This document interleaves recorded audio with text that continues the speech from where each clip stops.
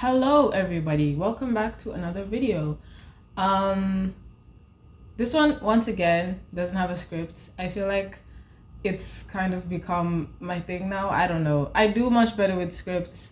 Videos tend to be longer without them, but this is kind of a spontaneous thing because I was just looking for something to watch recently, and I didn't feel like browsing endlessly, on Netflix to try and see a new show. I find lately I've been having less and less patience trying to find new shows. So then as I was like scrolling, I just saw on my list a show that I've already watched multiple times before, Sense8, which is of course the topic of this video. And I was like, you know what? Why not? I haven't watched it in a while. I remember like it was a lot of fun when I did watch it a long time ago, a couple years ago. So I was like, yeah, let's do it.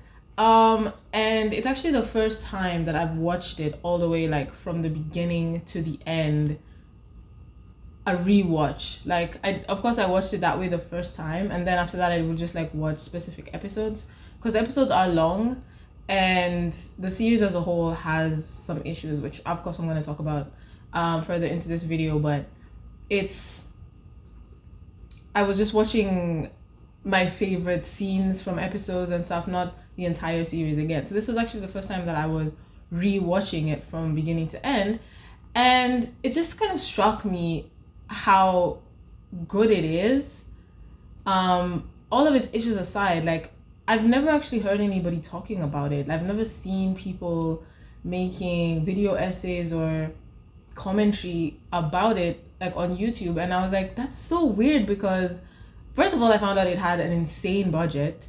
Like it cost a lot to make per episode, like in those ranges of like Game of Thrones insane kind of money, and it's because they did a lot of shooting on location. And when I get into explaining the actual plot of the show, like you'll understand why that's insane, because we're dealing with multiple locations all over the world, and then you have to shoot scenes like 100 times because you have to do it from each person's perspective, and we have 8 main characters, so it's like crazy. So it had an insane budget, so I guess that means that like regardless of how many people watched it, it just needed to have Game of Thrones level fans, which it didn't have, and so it couldn't be sustained. So it ended up getting cancelled in the second season, but they did finish it, I think, because of like fan outcry. Literally, where people are always like, save the show, bring back the show, sign this petition. And I'm always like, why are you doing that? Like, it's not gonna change anything. Apparently it does. I was wrong, because apparently it's like all of that fan reaction of like, you can't just end the show this way. They actually came back and like reshot a special, I don't know if it was like 2 hours, or it's around 2 hours, I think, a 2-hour finale to finally like wrap up the story. And thank God, because I hate it when shows are just cancelled mid-season and they don't even finish. It's so annoying. Anyway, so everything I've said so far is not a spoiler. I think I can go a little bit into the plot without spoiling either. So Sense8 is a show. I think it has an incredible premise, to tell you the truth. Like, I think it's so interesting. It's 8 strangers from all over the world. We have one from Kenya, one from India, one from Germany, 2 from America, like the US, one from Mexico, one from South Korea, and one from Iceland. I hope I got everybody. Yeah. So these perfectly random strangers one day sort of just start realizing that they can telepathically connect to each other, and they don't know each other, as I've said, and it's like it's not something they've experienced throughout their lives, except for this one guy. He's like the main character energy, but he's not necessarily the main character. He kind of like had experiences with it a bit as a kid, but for everybody else this is like completely new, and even he doesn't even know what's happening to him at all. And they just realize that they can talk to each other, they can like see everything that the other person sees. So like if it's one of them is in, I don't remember where they live, so I'm just gonna say random places. So if it's like one of them is in Berlin and the other one is in Mexico, right? And they've both never traveled to those countries before, but now because of this connection that has just sort of like awakened, or they called it like a rebirth or something, and so they now, the guy in Mexico sort of, he can, like, they call it visiting, where it's like you're in the other person's mind, but it feels as if you're there with them, like you're standing next to them. And he would then experience Berlin as if he was there. So everything that the guy in Berlin is seeing, everything he does, like he's experiencing it physically, sensually, like he's actually feeling it all.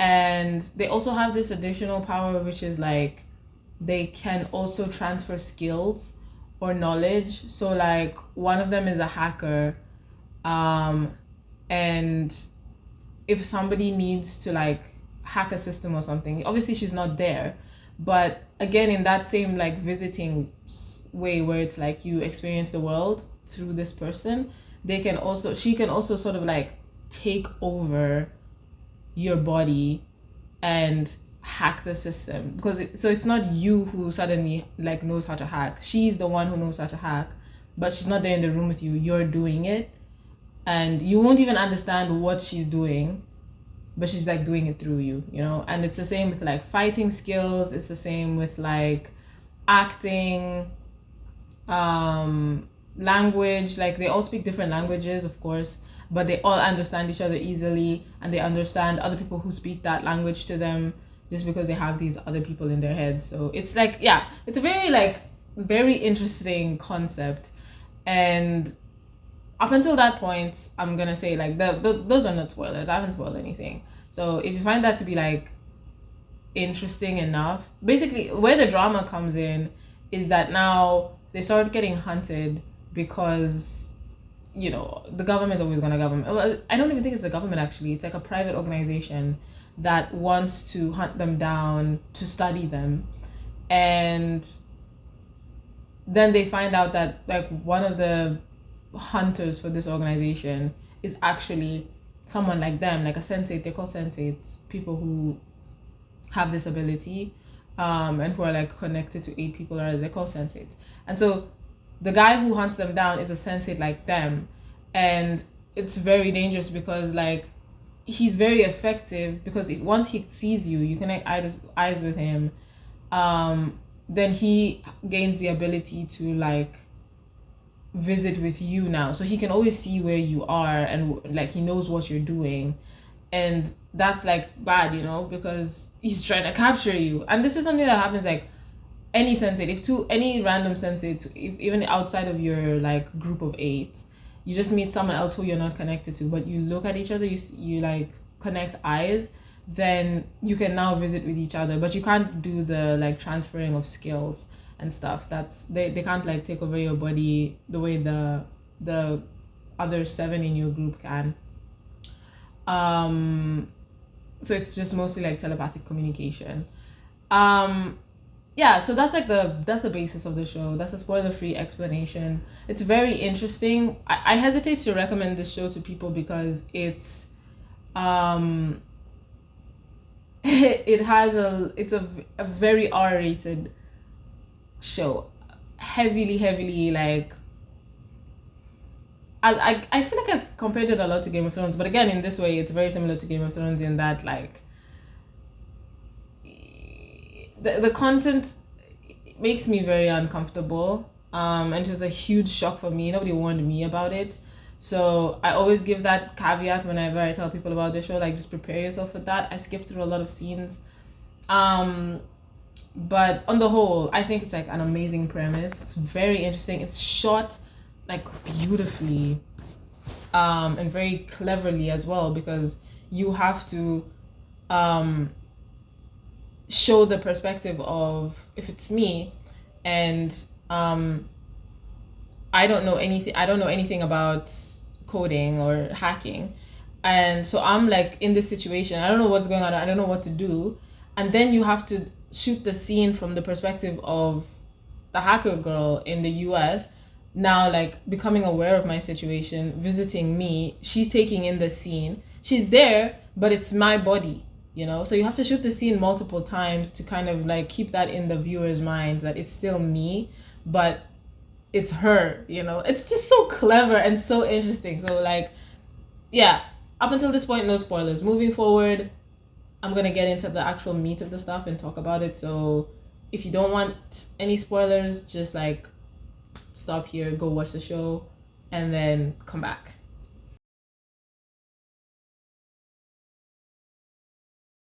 Okay, so let's actually get into the meat of the story now. So, as I mentioned, we have our 8 main characters. We have Will, who is a detective in America, maybe Chicago. And then we have Nomi, who is also in America, and she's the hacker. We have Riley, who is a DJ, and she's from Iceland, but she like travels a lot. And then Kala is Indian, Lito is Mexican, Sun is the South Korean. She's a she's a fighter. She does, I don't know if it's mixed martial arts, MMA type stuff. Yeah, she's badass. Wolfgang, German, amazing name. He is basically a gangster. And then, oh, I didn't mention Lito is a actor. He's an actor, so he's like a action star, and very super famous. He's gay, but he's in the closet, and a lot of his story in the beginning is just him coming to terms with, not even just in the beginning actually. It's a long story where it's like him coming to terms with being out and balancing like the kind of career he wants, because he starts getting typecast and stuff. Anyway, let me not dive into all of that just yet. Let me finish with the characters. Cafius is a bus driver. He's Kenyan. And I think that's everyone. Right. So yeah, all of these people just one day they just become connected, and they start to like experience each other's lives, and you know, see these other countries they've never seen before, and all of this kind of stuff. And so the first few episodes are actually really nice. They're really nicely done, because it's how you would imagine you're just living your life, minding your own business. All of a sudden, like if you're walking down the street, all of a sudden the street is not in America. You're walking through a city you've never even seen before. It's literally a transition like that for them, where it's like, I don't understand what you can't like see where you were anymore. You're literally in a completely different place, but it's because now you're in this other person's body. Well, not really. Well, technically you're in that person's body, but like the way they always say they experience it is as if they're there with them, because they can like look around and move around the room and see things that the person may not be necessarily looking at, and they can talk to each other. So it's not like you're just speaking in your head, you know, but like technically, like what everybody else is seeing is just one person. And if you talk, you're talking to yourself. So sometimes they do seem a little bit crazy because they talk out loud as if they're talking to someone, because they're experiencing that person there with them in the room, but of course they're not actually there. So the first few episodes are very interesting in that way, because they bring us along with them, the same way like the characters don't know what's going on. They're learning and we're learning with them, and it's so much fun to just like see like their reactions to things and stuff like that. And what I really like about it is that every character has their purpose, you know, except for Riley. I'm gonna say that now, and maybe through the course of my dumping all of my thoughts, I'll come to some sort of conclusion about Riley. But for the most part, everybody else fits a role. So you have the people who are like technically useful, like Nomi, who is the hacker, or Will because he's a detective, and so he's like the one who just comes up with all of their plans once they start getting hunted and things are dangerous. Like, he's crucial to everybody's safety and to them actually like winning this war with the people who are hunting them, and everybody surviving. And then Wolfgang, as I said, is a gangster. So every time they need to fight, every time they need like guns, every time they need to do something like brutal, they have Wolfgang do it for them.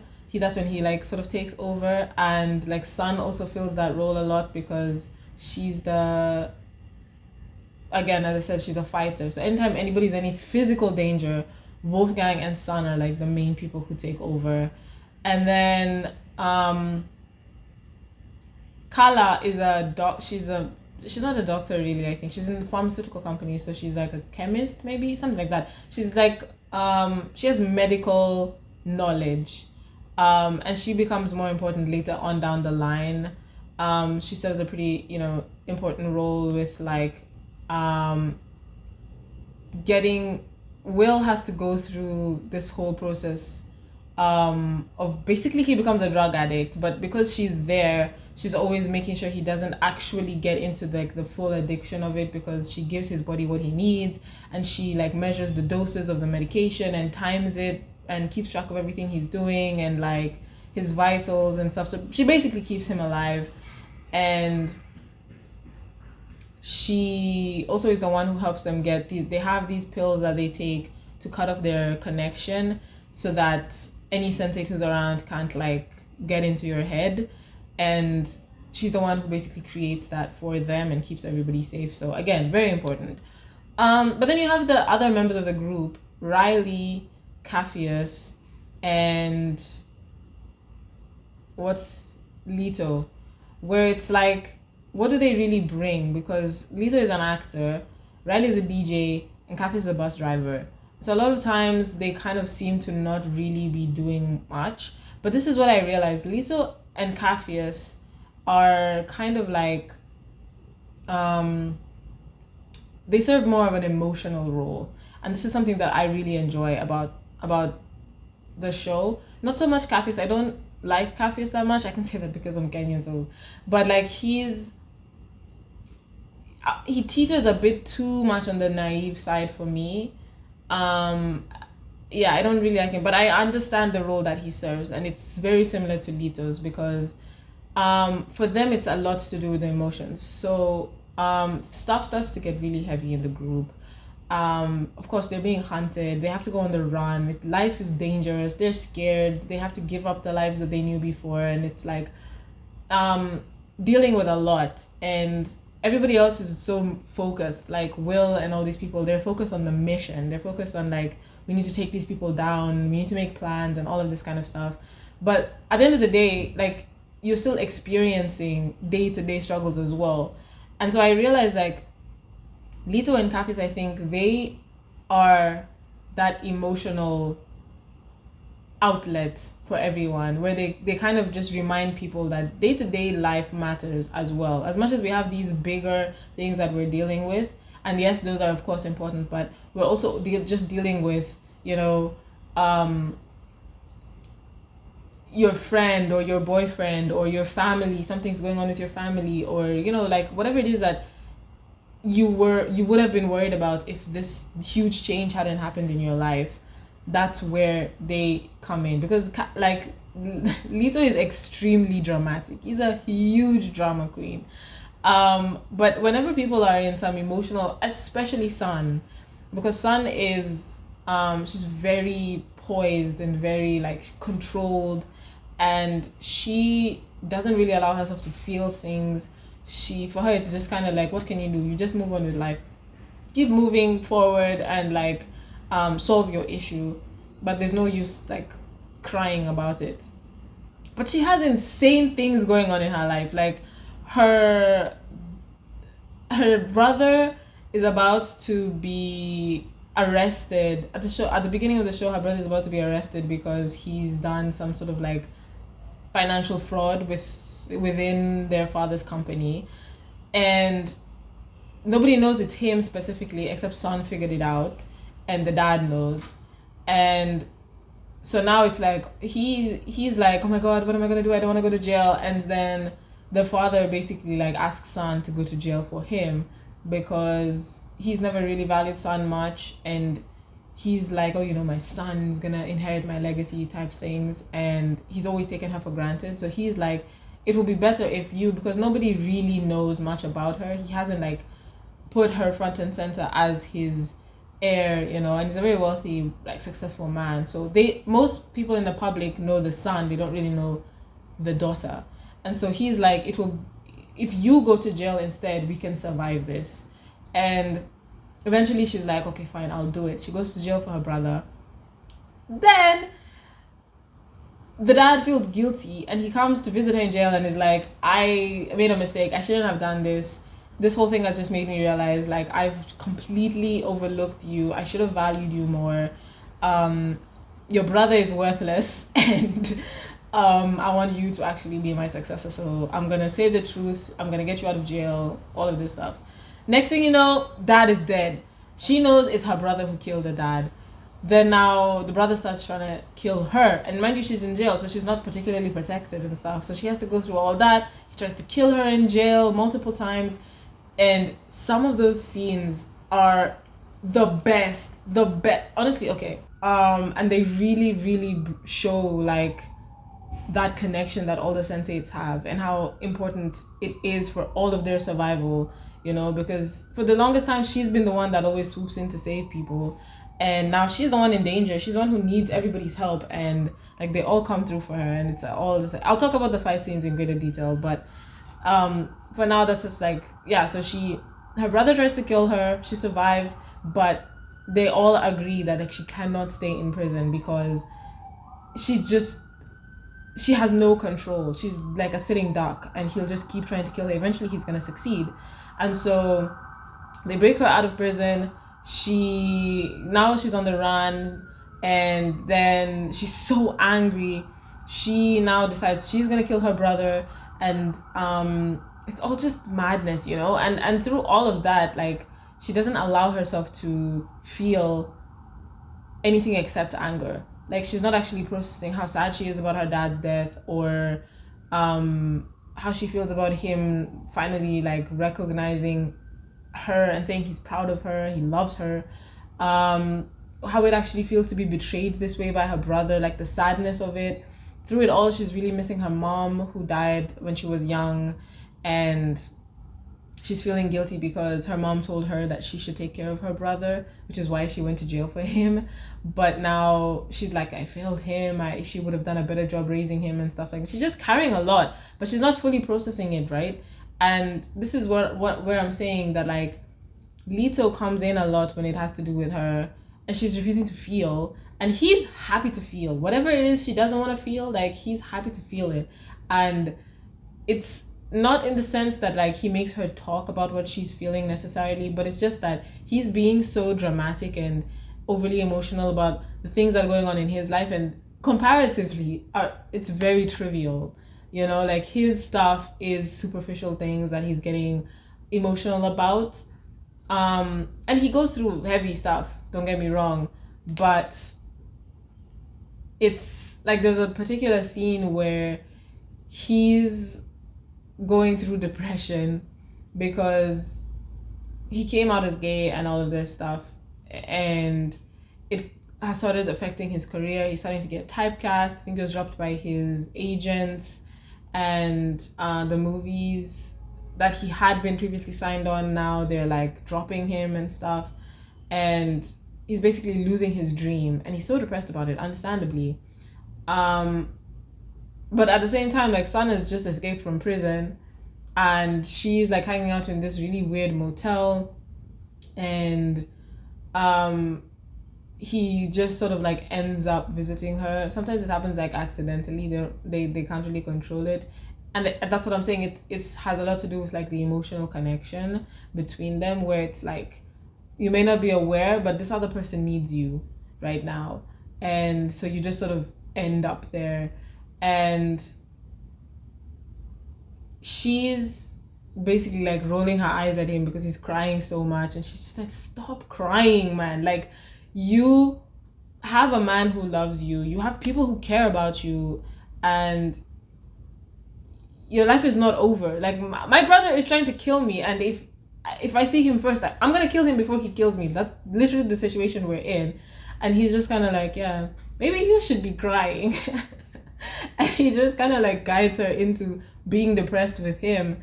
And it's like, that's the kind of thing that I think that's the role that Leto plays in the group.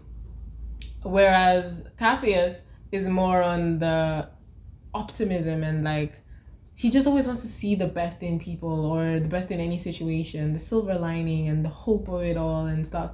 And that's why I said like he's just a bit too much on the naive side. It comes off more like naive to me than anything. And they give him a very tragic backstory. Like his dad was killed because of politics, and he's very poor, so his life is hard.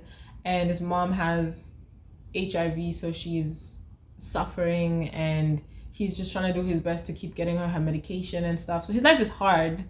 And in the face of that, him having the personality that he does, this ball of energy and happiness and hope and optimism, is commendable.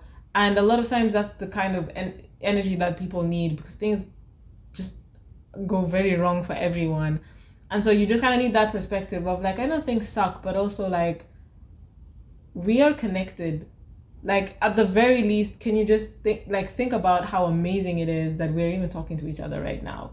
And you never have to feel alone, because we're all here for you.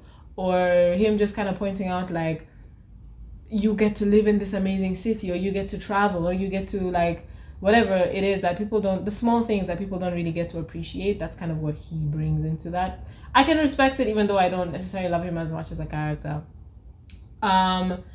And so yeah, that's basically our whole main cast. And the other thing that I really like about the show is that everybody gets depth. You know, everybody, it's a huge cast. And I suppose this is sort of where the like slowness of the show starts to feel like, you know, the show is dragging a bit, because it does take that time to give every single one of these 8 main characters like a lot is going on in their lives. They have a lot of like important character moments. They each have their own arcs, separate from we're being chased by this crazy organization and our lives have been turned upside down by suddenly being telepathically connected to 7 strangers around the world. Outside of that, they just have the stuff that is going on in their everyday lives. And for all of them, it's, you know, it's not trivial things. Like with Leto, I've already mentioned, like he is an action star and he's super famous and all this stuff, but he's in the closet. And slowly by slowly, you know, it's not a sustainable lifestyle. He does want to actually just be out and happy and stuff. And he finally gets there. Does he get outed or yeah, I think there's like a video or something that gets posted because he becomes friends with, oh my goodness. He becomes friends with this girl named Dani, who is also famous, or she's like wants to be famous, but she's like in the same industry as him. And she's a lot of fun. I love her. And she wants to date him. She's the first person who finds out that he's gay. And then she's just like, oh my God, this is amazing. Like, we can just hang out all the time. People will think we're dating. And then like, we can hang out with your boyfriend in public. Nobody has to know that he's your boyfriend. Because everybody will think that he's dating me and we'll just hang out and stuff. Like, she just basically wants friends. And she's like, this is so perfect. And so like, she just joins their family and like, she becomes a main member of the group moving forward. But like, she was in an abusive relationship with this insane guy. And he keeps trying to control her and stuff. But the more she stays around like Leto and his boyfriend and stuff, and she realizes what it means to just be loved for who you are and be free to do whatever it is, and people still love you for that. Like, there's no judgment, there's no controlling and stuff, because her parents are also super controlling. Then she starts to stand up to him, and he doesn't like that. So eventually he tries to threaten them. Like, he finds out about, because of her phone, like she takes a bunch of pictures of Leto and his boyfriend all the time, and he sees them on her phone. And so he's like, if you don't give her back to me, I'm gonna out you. um I think at first Lito lets her go with him because he's terrified of losing his career and stuff. But then his boyfriend leaves him because he's like, what the hell? I never thought you'd be somebody who does this, and like I cannot. So like that puts him through this whole thing where he's like, what am I gonna do? What do I do? He's also feeling super guilty. But eventually he does the right thing. He goes and he gets her back, and then he gets outed by the video. And that whole thing just like messes with his career, and he starts getting typecast as like the gay brother or whatever. And remember, he's an action star, and so for him it now becomes this journey of balancing being an action star, the kind of roles that he wants to have, and being perceived by the public the way he wants to be perceived, but also living his life authentically and not hiding parts of who he is in order to maintain that image. And it's a very long journey for him, but he does eventually get there.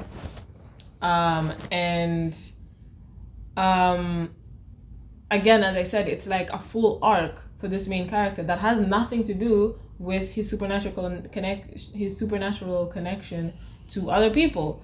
Naomi gets captured, and she's about to have this whole lobotomy surgery done to her by this organization, and it's actually her girlfriend who, like, she believes her and is like, I don't know what is going on, but you guys are holding her against her will in this hospital. And so like breaks her out of the hospital. It's so much fun.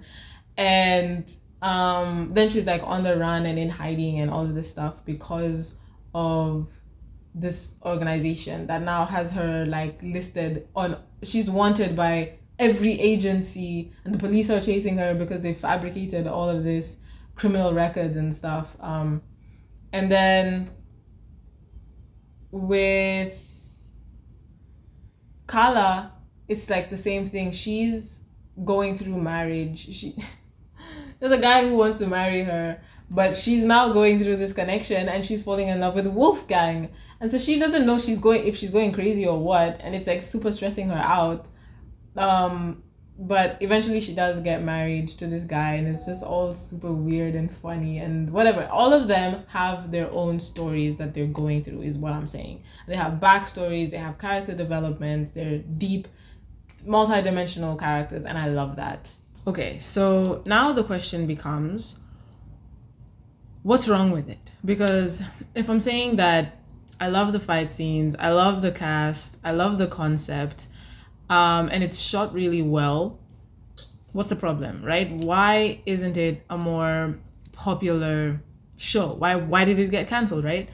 And the first time I watched it, I don't think I really had an answer. I enjoyed myself thoroughly the entire time, and I was watching it a long time after like all that drama with it being cancelled was already done and stuff, so I didn't even know any of this. So for me, it was a complete story. I watched it from beginning to end, and it was great. I had a blast, right? But it was when I went back, because I do have a habit of rewatching shows a lot, if that isn't obvious by now. So I went back to try and rewatch, especially the second season, because that's where things really start picking up action-wise. And I found I couldn't really. And that's when I ended up just watching specific episodes which had the scenes that I like, and not even the full episode, just skipping to like the scenes that I actually enjoyed the most. And I told myself it's because I just finished watching it and I wasn't yet ready for the full rewatch thing and whatever. But then years passed, and now this is the only time that I've actually gone back and rewatched the entire thing. And during this second rewatch is where I finally realized that the issue is, it's a bit complicated, because you have this story that needs time to breathe, and you want to make it, I don't know if it's necessarily needs to be realistic, but just like we need to be able to connect with these characters and understand the journey that they're going on and the experience that they're having, because as I said, like, this is a very complex concept, you know, like even just trying to explain it here, it's complicated with the way they experience this being connected to other people and being in multiple places at once and having people in your head, like you want to explore that as much as you can and actually see how would this affect people differently, how do they adapt, and that kind of thing. And so the story does take its time actually trying to bring us into these characters' experience, and I love that. But the problem is that it does end up starting to feel very slow, in the kind of sense where it's like a show that is this expensive to make and that has so much going on technically, in order to kind of get that massive following and fan base and stuff, like the excitement around it, you need more of a story than just kind of like, day to day, this is what's going on with these characters and them trying to adapt to their new situation, and which is why I think they once they started adding in like the bad guy, the main guy, who's called Whispers, and oh my god, they have this incredible, I really like this line. Why he's called Whispers is because somebody says something about how like that when somebody is feeling suicidal, that voice in the back of your head, in your head, that tells you to like cut yourself or to jump off a bridge or something, like it doesn't shout, it whispers. I was just like, oh my days, that is so deep. Anyway, this bad guy, he brings in a lot of that tension and sort of the intrigue, right? That is beyond just like, oh, this is a fun concept to explore. Now he brings in that the actual like driving force of the story, like moving things forward. And but again, the issue with it is that it kind of just takes a long time to unfold. Everything takes a long time to unfold. And for me, that's not really an issue, because I do like stories taking their time. But, when episodes are very long and you have this, on the one hand, you have this bigger mystery of like, what is this secret organization? Why are they trying to kidnap people and lobotomize them and all of that kind of stuff? Why are they being hunted? You have that mystery to unfold, and then at the same time you're spending so much time just dealing with our 8 main characters day to day. It starts to feel like it's dragging, and that's never really a good thing, especially when you're trying to build momentum and stuff like that. And so what ends up happening is now in the second season, they have to make the story more interesting. So a lot more is happening, but then now it sort of starts falling through the cracks, like the explanations that they actually give for how people came across information, or what this organization is and what their goal is, all of this kind of stuff, the kind of power that they have, it just starts to become a bit detached. Whereas in the beginning it was a very grounded story, it starts to become a bit far-fetched. It starts kind of, I always like to say yada yadaing. It's just kind of like, we're not going to give you too much of an explanation about what is happening. It's just like, just know that now this is where we are. And characters start getting introduced that you're just kind of like, what? And I think like the care they were taking in the beginning to map everything out and build this world for us to kind of fall into, it starts to now be rushed in the second season. And I don't know if that's because of the behind the scenes stuff. They knew maybe they were about to get canceled, or they knew they needed to pick up the viewership numbers, and so they were trying to speed things along, and so they skipped over a lot of the explanations that were necessary. I don't know, but whatever it is, there is definitely that feeling of like more was needed, in the story to make it gripping, but then when they tried to do that, it felt underwhelming. Like it wasn't done cleverly enough compared to the scale of this story, that like it had been so clever before. So that's like the first issue.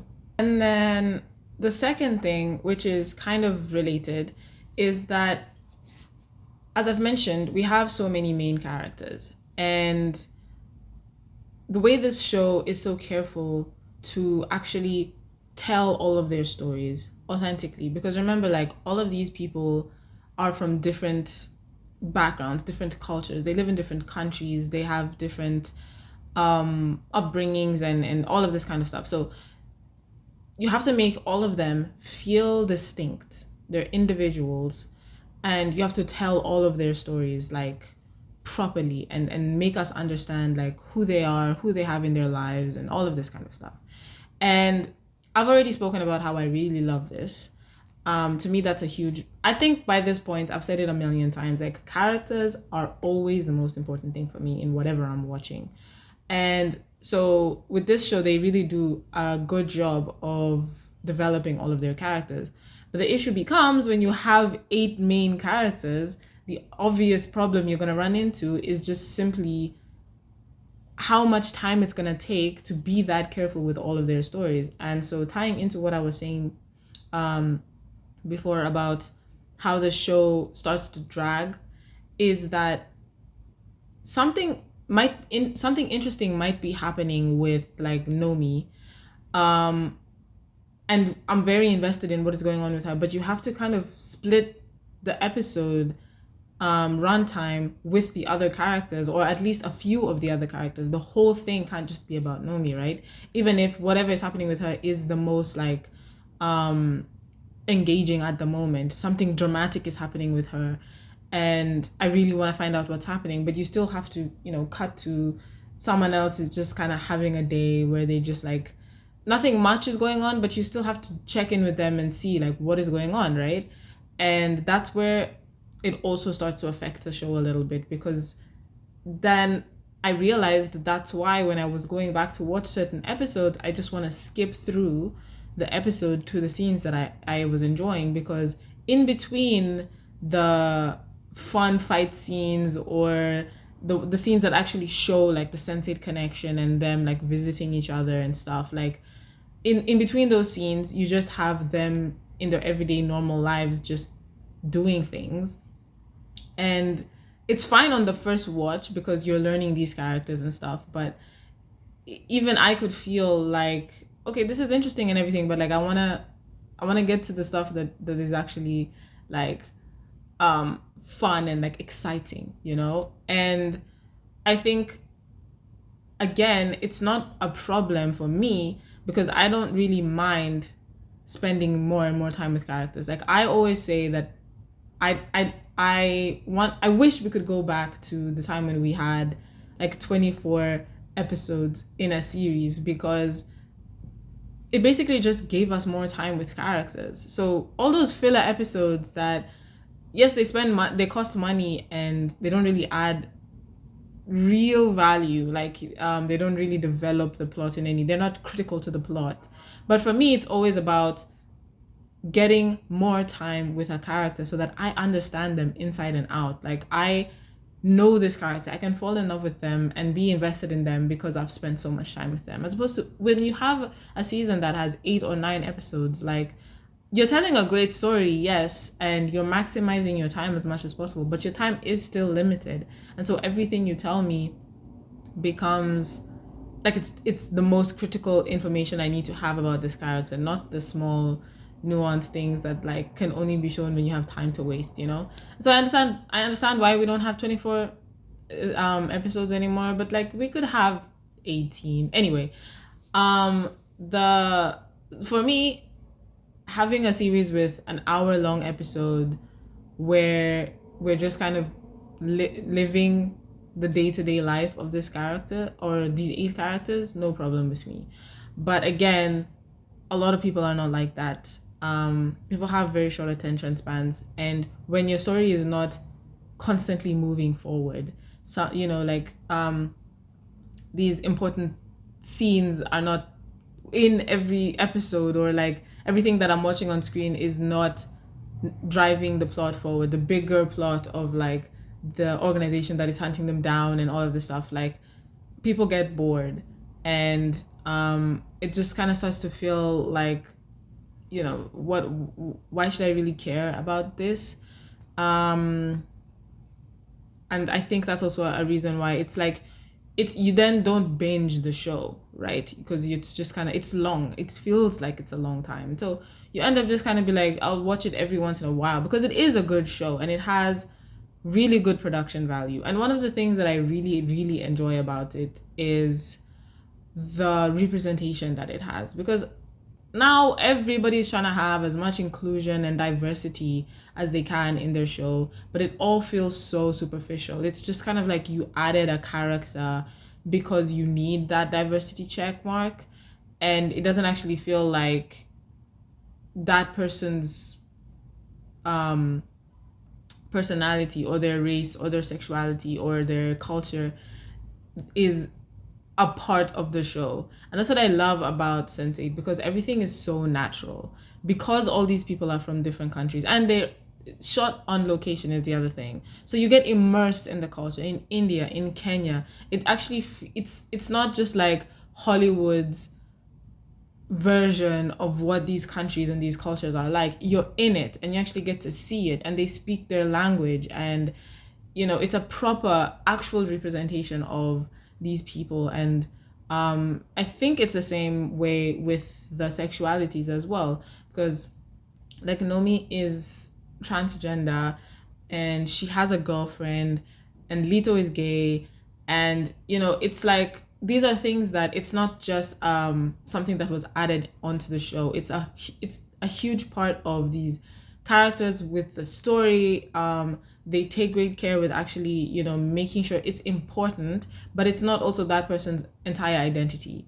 And there's so much more going on with their lives, and that's the facts. That's a fact with us as human beings. We have these elements that make up the whole, but it's not the only thing to focus on. And it's just the same as how like Capheus is really poor, and that is a big part of his life because he lives in a very poor area and he has struggles that the others don't necessarily have because of his lack of money and stuff like that. But at the same time, it's not his entire character, you know, and that's the thing that is just so great about Sense8. It's just like a authentic story that is being told, because not because they wanted to tell a diverse story, but just because these are things that are real in the world.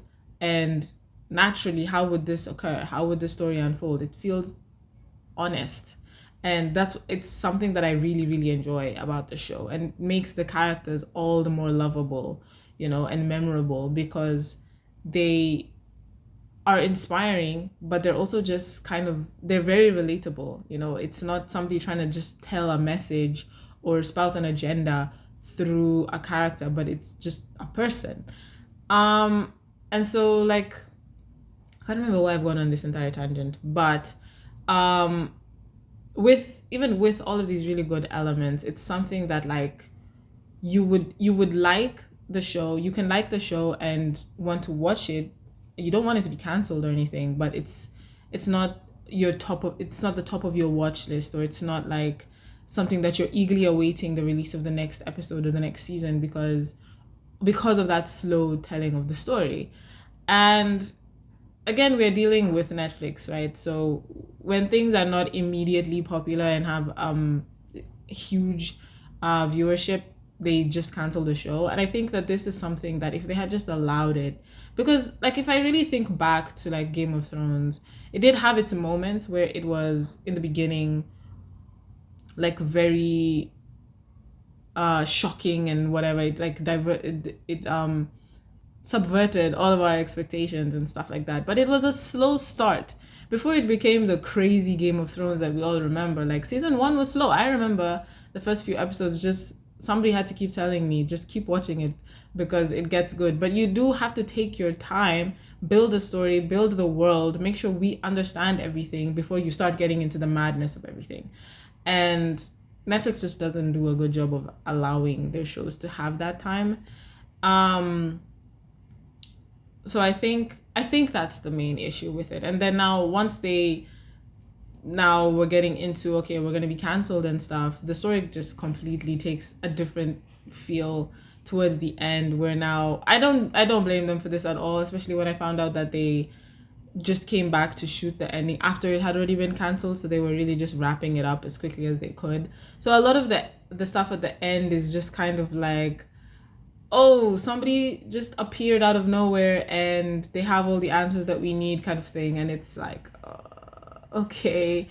But I think they did the best with the ending that they did the best that they could with the ending, and it's still really good. I mean, as I keep on saying, the action scenes are just awesome, and I really commend them for taking the time and doing what's actually necessary with reshooting the scenes from every character's perspective, um, to represent that switch when they actually like visit each other and take over each other's bodies and stuff like that, transferring skill and stuff, done so well. So yeah, that's kind of what you're getting with Sense8. You know, it's a quality show. I think they definitely put in the effort in terms of um the technical stuff.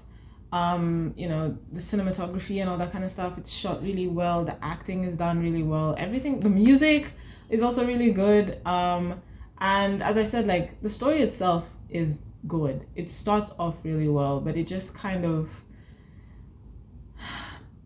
it couldn't be what it wanted to be, that slow burn story. And so in trying to change it up and appeal to what they thought people wanted or what would get them more numbers, like it is where it started to fall apart a little bit. And telling too many stories at once, you know, having so many characters to juggle, and not trusting that people are interested enough to actually watch you develop these characters in the meticulous way that they had been doing it from the beginning. All of it just kind of weighs the story down a little bit and ruins it in that way. But I think it's still definitely worth a watch.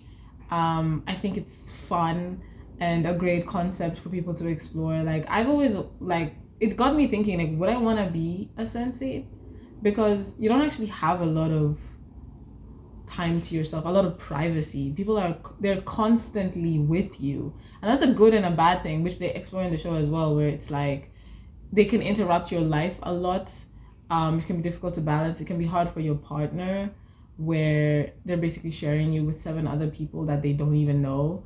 But at the same time, you always have people, even when you're in prison. Like Sun was in prison for a long time, but she didn't feel it. She could kind of escape the prison because she could experience the outside world through everyone else.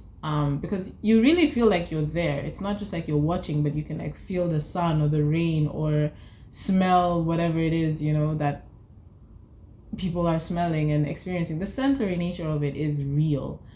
And I think that would just be amazing to experience. I mean, like, I think I would like to be a sensei. I don't know if that's like a weird thing, but like, I think so. Um, and I think any show that is able to get you thinking about being a part of this universe or this world or whatever that they've created is a good show. They've done their job. And so, yeah, as I said, I hesitate to recommend this show to people just because of the R-rated nature of some of the scenes, and they're not as often as like Game of Thrones had them, where it's just like constant nudity or whatever. But when they do have those scenes, it's really something. It's I always have to put that warning on there. It was shocking for me, and I never want people to go in as blind as I was. But if you can get through those, or if you want to just skip through them, like, I think it's definitely worth a watch. Because again, like, the characters I think are very likable. I love pretty much all of them, even Capheus, who is like, I find him a little bit annoying, but as I said, I understand his place in the story, and I think he was a good addition. And everybody except there's this one character called Jonas, who I found him a little bit annoying because he is this character who basically talks in riddles and he never says what he means or what he's doing, and he's supposed to be very mysterious. Nobody knows if he's a good guy or a bad guy for most of the show, and he acts a lot like he knows so much, but he doesn't want to give away too much information. People are not ready for it, or it, like, and the way he speaks as well, like this ancient literature professor who just quotes writers from 100 years ago. Like, he gives off that sort of vibe, and I wasn't really a fan of it. He's maybe the only one that I would say like I didn't really like him, and I didn't really see his point in the story much. But other than him, like the villain Whispers is a great villain. He's creepy and he's just exactly what you would expect from someone who is a Sense8 and is power hungry and all of this kind of stuff. You know, like he's powerful and he's sort of like, he shows the negative side of the Sense8s, whereas with our main group of 8, we just kind of see the positives of like the love and the feeling of family and safety and all that stuff that they are feeling. Like he shows this other side where it's like being connected to people that you don't know can be terrible because they can use it against you, they can hunt you down, they can torture you and that kind of stuff. And so and they kind of explore that as well with another character whose name I've forgotten, but she gets Wolfgang captured later on in the story. She's another great addition, and we get to see like she also has her class of 8 who we don't really spend much time with, and maybe that's another thing I would say is kind of a downside of the show. Like we only experience this connection, the Sense8 cluster of 8 through our main group, and then every other Sense8 that we experience is sort of just an individual. We don't really get to meet other Sense8s who have their group, and we get to see them interacting with each other like in person and stuff. But there is a scene where they have that, what was her name? Leela, maybe, I think. She's the one who gets entangled with Wolfgang and then gets him captured and stuff. We get to see a little bit of another Sense8 with her because she has her group, and there's a fight scene. As I said, like the fight scenes are probably the best part of the show. She and Wolfgang get into a fight, and so like everybody has to play their part in the group, and so we get to see like our main group of 8. We already know all of their roles and what they do best and stuff like that, but we get to also see like Leela's group, other people also taking over in her mind, like to handle the situation, and it's just a lot of fun basically. And so yeah, I think I just wanted to talk about it because I haven't seen videos, or as I said, like people just talking about it or dissecting it or anything, and I think that's weird because it's such an interesting concept, and if it had a fan base big enough to actually bring it back after it was cancelled, for them to conclude the story and do the finale, that's something, you know, that's a huge accomplishment that doesn't happen often. So I'm like, if so many people loved it, how come there's not more of like a discussion about it, especially considering the aspects of diversity that it has in there, the representation of different cultures and sexualities and races and all that kind of stuff, which I think they did really well. We never see it being talked about, which I think is very strange since that's what so many people want to talk about now. And so I guess this is me just kind of like giving Sense8 some love and just kind of being like, you know, this is one of those, I don't think it's niche, but I guess it must be, or it's one that I guess people like but don't talk about much. I don't know, but that's what this channel is here for, you know, just kind of shine light on things that people have forgotten about or don't talk about much. And my thoughts have been a bit unstructured, and I hope it made sense, everything that I was saying. And if it did get you to watch it, tell me that in the comments, because then I'll feel so good about myself. But yeah, I think that's gonna be it for this video. I hope you enjoyed it, and I'll see you in the next one. Adios.